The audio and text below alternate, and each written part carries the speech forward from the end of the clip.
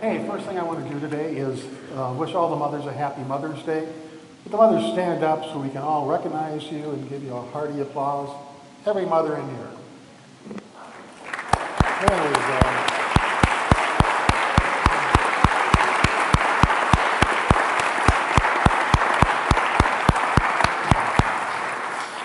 I don't think anybody but a mother truly understands the full role of being a mother to children. They have to be a nurse, they have to be a cook, they have to be a disciplinarian, which is something that none of us really like. But I do know this, and the mothers I talk to, no matter how harsh their discipline is, they love you dearly. And when you're not around and they're talking to their friends, everybody would think that you're the greatest person in the world. Mothers, a group of mothers were gathered together. And they're talking about their children, naturally. And one mother says, I have the most perfect son in the entire world. He doesn't smoke. He doesn't drink. He doesn't hang out in rowdy places. He's never had a brush with the law. He's never even had a traffic ticket. He is without a doubt the most perfect son. A woman standing by says, my gosh, you do have a perfect son. How old is he? And the mother thought for a minute and she said, well, he'll be 1 year old next week.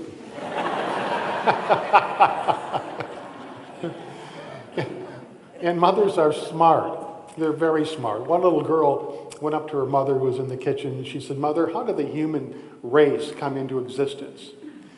And the mother said, well, God created human beings and he made them very, very special.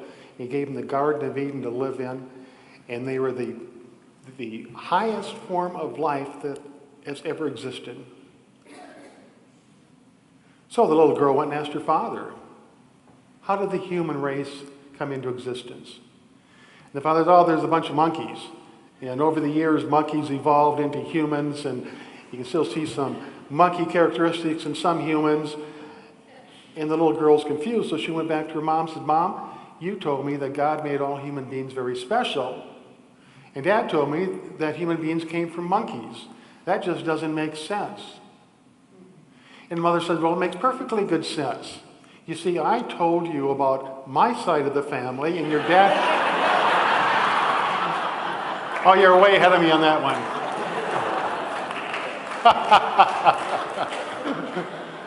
Anyway, welcome. Once again, thank you, mothers. Every person in here can just wonder where you would be without your mother. Let's let that sink in a little bit. We wouldn't be here. They made it possible for us to have life and have life abundantly. Today, I'm going to talk about happiness. This is the second part of a 4-part series on happiness, and we're taking a look at what we can do to increase our happiness and what we can do to decrease our unhappiness. You know, for ages, people have talked about happiness. They've written about happiness. The spiritual masters really impressed upon the people how important happiness was. Yet for some reason, we just can't seem to be able to grasp it, especially here in the United States. On the happiness list, we're 17. The people here are 17 happiest people in the world. That means there's 16 countries ahead of us. And that is, we're behind Vietnam, we're behind Mexico, we're behind El Salvador. And so the question is, why? Why do we have such a hard time with happiness in this country? I mean, we chase it, we try to buy it, we think we can find it in another person. We look all over for happiness, but we just can't seem to get it. It always evades us. So today I'm going to talk about what does make us happy. And it is so simple, yet it's kind of hard to grasp. In order to do this, I'm going to have to take each and every one of us back to the very beginning. There was a time for each of you, and what I say now is true about you individually. There was a time when you came into this world, a time when you were born. Now I want to say every year there are 140 million babies born, That is 400,000 every week, or one every 4 seconds. A baby born every 4 seconds. 1, 2, 3, 4, baby born. 1, 2, 3, 4, baby born. They just keep, I don't want to say popping out, but excuse me. Anyway, one baby every 4 seconds. And there was a time for each of you when you had your 4 seconds of fame. You came into this world, and at that point, people gathered from far and near, and they looked down at the sweet little baby, and their hearts filled with love, because that's what babies do. And it's such a special, special time. From that point forward, when you were born, moving through your life until the end when your life is complete. So you have your time, lifetime, from the beginning to the end. Now, when we're born into this world, each of us embarks upon our own unique and individual path, the path of life. For each of us, our life is like a story of sorts, like a finely written novel from beginning to end. Some are stories of happiness, some are stories of tragedy, some are stories that are mediocre in nature, but we all have our own story. You have your story right now about who you are, about the life you're living, about how life should be, and that's the way you negotiate your way through your life.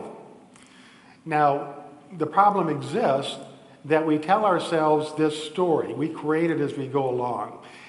During the first 7 or 8 years of our lives, most of what our story becomes from other people telling us things. Most of what we know right now, we have been told. But when we get to a point where we're in our late teens or early adulthood, we start making some changes to our story. We start doing things that will make our story more productive or more progressive or make us happier. Now, the story that you have tells you how you think life should be. It tells you what your likes and dislikes are. It tells you everything about your life up to this point. If something happens in your life that isn't in your story, it shouldn't be happening, you don't like it. If you're driving down the street and somebody cuts you off, wait, that's not the way life's supposed to be. And so you get unhappy or you get angry. And we do that with all sorts of different things. We do it with different people. We do it with our workplace, or we just think this shouldn't be happening. But at the same time, as we think that shouldn't be happening, there's other people that say, well, it's perfectly okay to happen. And therein becomes the problem. 85% of all the happiness we experience comes from our relationship with other people. Yet, 85% of the anger we have comes from our relationships with other people. Now, the reason that is because we think differently. When it comes to your story, and you're running into obstacles that make you unhappy or angry, you have to ask yourself, how did this get into my story? Is there some basis for it? What does he understand behind this? A lot of our things that make us angry are prejudices. They're traditional things that our families handed down to us. They come from our culture. They come from our neighborhood. But what I'm trying to tell you is, and this is the most important point I'm going to make today, is that you have a story about your life. And that story tells you how you think life should be. And when life isn't the way you think it should be, you are unhappy. It is as simple as that.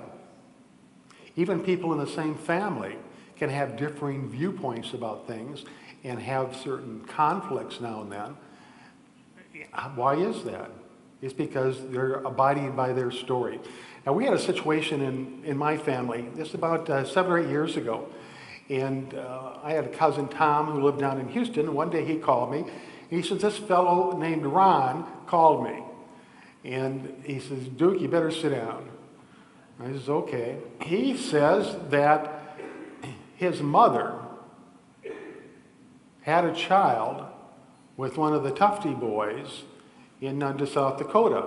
That was my dad and his 5 brothers. They couldn't tell which one, but they knew that that is where he came from.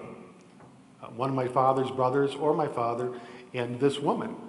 And he wanted to find out which one was his true father.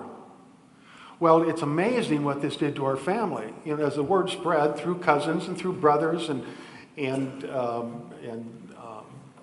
sisters, it's like half the family was very suspicious.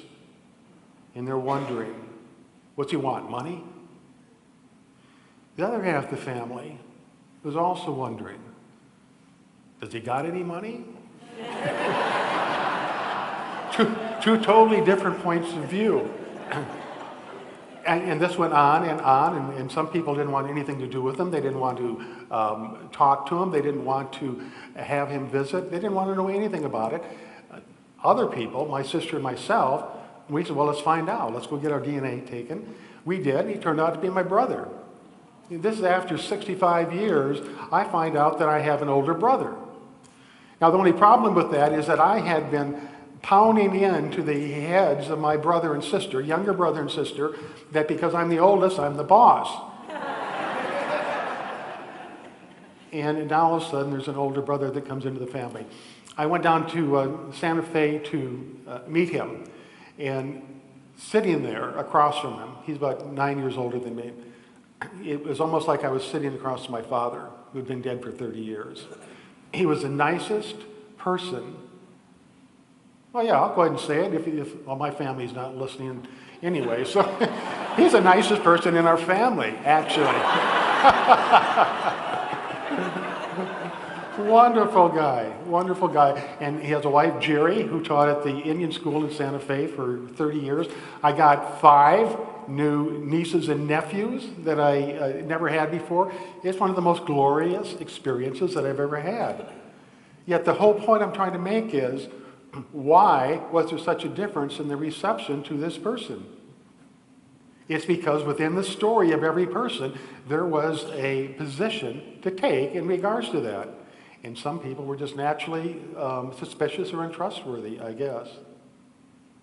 He was supposed to be here today, but he was coming on train from Santa Fe, and the trains were flooded out. They couldn't get through Kansas. Anyway, if he's watching up there, Ron, Jerry, and all the kids, I certainly love you, and I welcome you into the entire Tufty family. And I understand if you choose not to join them, but ask me to come join your family, that would probably be perfectly acceptable. So happiness. Next week, is this Humor Sunday next Sunday? We do an annual Humor Sunday, and that's where we come together and we honor and appreciate our ability to laugh in the humor that we've been giving. And so the service start to finish is just a variety of different humorous things. I believe that Millie is going to be here.